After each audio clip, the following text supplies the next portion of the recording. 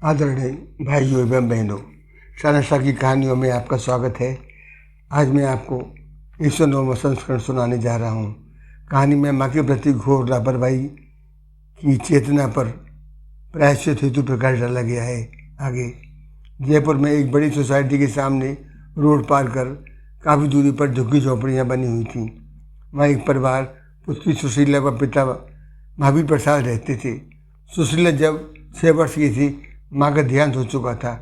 पिता auto rickshaw चलाकर गुजारा करते थे। बेटी को सरकारी स्कूल में दाखिला करा दिया। समय गुजरता गया। बेटी सुशीला ने 8वीं कक्षा उत्तीर्ण कर 9वीं कक्षा में दाखिला लिया। पढ़ाई में मन लगाकर विद्या अध्ययन किया। 10वीं कक्षा भी प्रथम श्रेणी में पास की। बेटी की शादी की चिंता कर महावीर प्रसाद ने अपने निवास से करीब 20 किलोमीटर दूरी पर एक 20 वर्षीय युवक अवध बिहारी, जो अपनी कॉलोनी में सबकी सेवारत रहता था, ऑटो रिक्शा चलाता था तथा सुंदर स्वस्थ मेहनती देख बेटी के रिश्ता तय कर 4 माह बाद शादी कर दी। बेटी के गौना अविशेष था, अतः महावीर प्रसाद ने बेटी की इच्छा से जयपुर संगीत महाविद्यालय से गायन वादन की शिक्षा 4 वर्षीय कोर्स भी करा दिया। तत्पश्चात बेटी सुशीला का गौना कर ससुराल भेज दिया। लेकिन संगत अच्छी न होने के कारण अवध बिहारी को शराब पीने की लत लग चुकी थी। 1 वर्ष उपरांत बेटी के पुत्र हुआ, जिसको देखने महावीर प्रसाद बेटी से मिलने पहुँचे तथा दामाद अवध बिहारी जी को समझाया कि अब आप शराब सेवन त्याग देवें, बच्चे पर असर न पड़े, ध्यान रखें। महावीर प्रसाद को आश्वासन दिया कि भविष्य में शराब त्याग का भरसक प्रयास करूँगा और उन्हें विदा किया। लेकिन कुछ दिन बाद फिर अवध बिहारी ने शराब पीना दोबारा से प्रारंभ कर दिया। एक दिन सुशीला बच्चों को सुला रही थी कि देखा कि रात्रि के 10 बज गए हैं और पति अभी तक नहीं लौटे हैं, जबकि हमेशा रात्रि 8 बजे तक घर आ जाते थे। अतः बच्चों को सुला सुशीला घर के दरवाजे पर खड़ी हो पति के आने का बड़ी बेसब्री से इंतजार करने लगी। तभी एक सिपाही घर ढूंढता हुआ सुशीला के पास आकर अवध बिहारी के घर की पुष्टि करने लगा। सुशीला की हाँ की प्रत्युत्तर में उसने बतलाया कि अवध बिहारी शराब के नशे में ऑटो रिक्शा को तेज चलती गाड़ी से टकराकर गंभीर रूप से घायल हो चल बसे हैं। उनकी लाश पास के अस्पताल में रखी हुई है। कृपया थाने के द्वारा सुबह लाश ले लें। और सामाजिक औपचारिकता के बाद सुशीला ने संयम धारण कर पिता की सहायता से अच्छी कॉलोनी में एक कमरा किराए पर लेकर गायन वादन की कक्षाएं प्रारंभ कर दी। समय फिर से पटरी पर आ चुका था। अपना व बेटी मनोज का गुजारा ठीक ठाक चल रहा था। समय गुजरता रहा। मनोज के सिविल इंजीनियर बना दिया, जिसको इंदौर में बिल्डिंग कंस्ट्रक्शन ग्रुप ने उसकी प्रखरता से प्रभावित हो नौकरी पर रख लिया। दीपावली आने वाली थी। माँ सुशीला ने कई वर्षों बाद बेटे के साथ भली भांति त्योहार मनाने का मन बनाया हुआ था, लेकिन बेटे ने खुद न आकर कुरियर द्वारा एक गिफ्ट व पत्र भेज दिया, जिसमें लिखा था, माँ, अधिक व्यस्तता वर्ष मेरा आना संभव नहीं हो पा रहा है। यह कंपनी के मालिक की बेटी के साथ मेरी शादी तय हो गई है, अतः अगले वर्ष तुम्हारी बहू के साथ अवश्य ही आऊँगा। दूसरी दिवाली भी आ गई, लेकिन न बेटा आया न उसका कोई पत्र। लेकिन अचानक तीसरी दिवाली तक सुशीला ने बिना किसी को बतलाए घर त्याग दिया।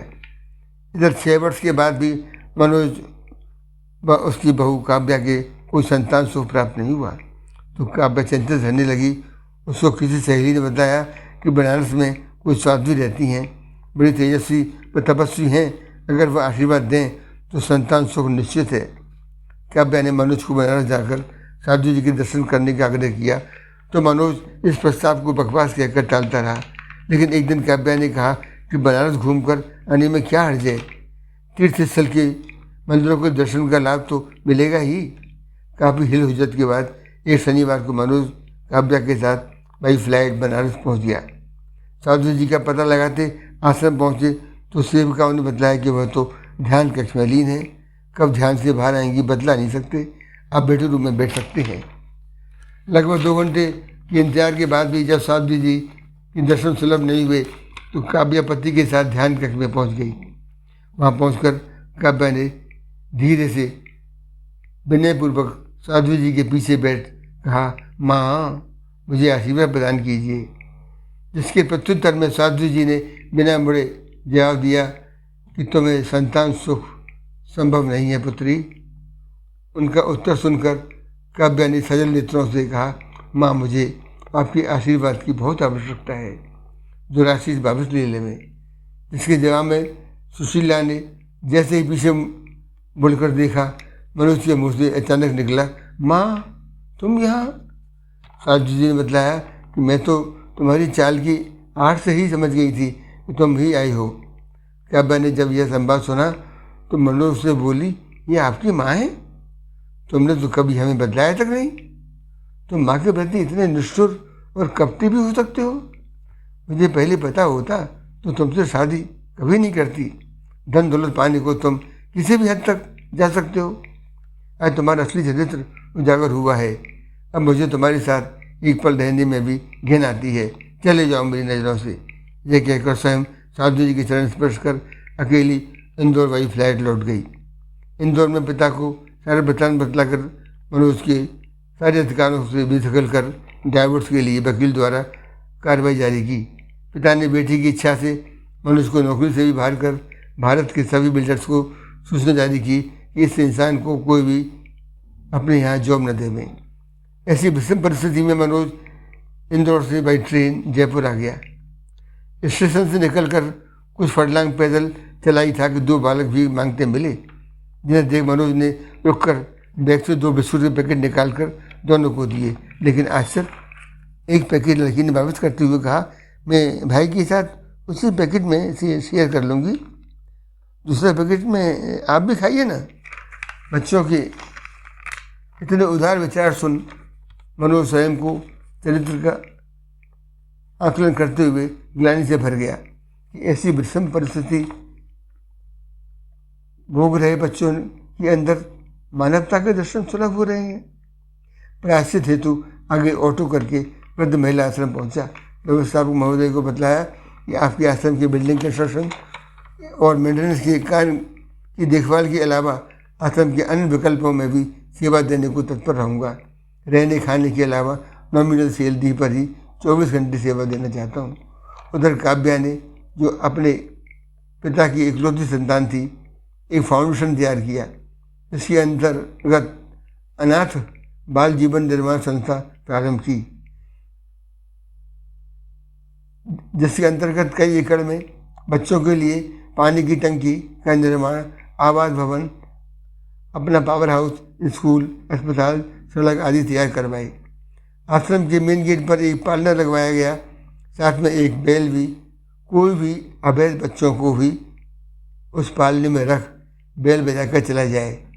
बालक की परवरिश व जीवन निर्माण की पूरी जिम्मेदारी आश्रम की होगी।